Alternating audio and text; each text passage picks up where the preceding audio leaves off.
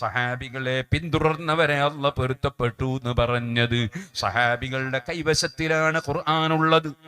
ആ സഹാബികൾ എങ്ങനെയാണ് ജീവിച്ചതെന്നാണ് നോക്കേണ്ടത്. ലോകം മുഴുക്കെ അവർ വന്ന് പരിശുദ്ധ ദീന് പ്രചരിപ്പിച്ചു. അവിടെ ഒരൊറ്റ സ്ഥലത്തും ഒരൊറ്റ പള്ളിയിലും അവർ അറബിയിലല്ലാതെ ബാങ്ക് വിളിച്ചിട്ടില്ല, അറബിയിലല്ലാതെ നിസ്കരിച്ചിട്ടില്ല, അറബിയിലല്ലാതെ ഖുതുബ ഓതിയിട്ടില്ല.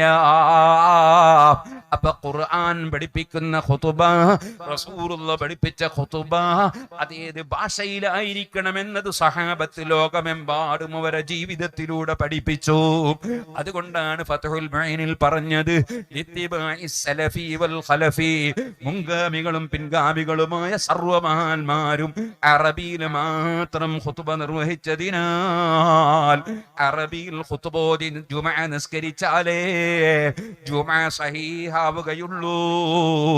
അല്ലെങ്കിൽ അന്നത്തെ വെള്ളിയാഴ്ച ഉച്ച സമയം ജുമുഅ നിസ്കരിക്കാത്തവനെ പോലെയാണ്, കടുത്ത കുറ്റക്കാരനാണ്.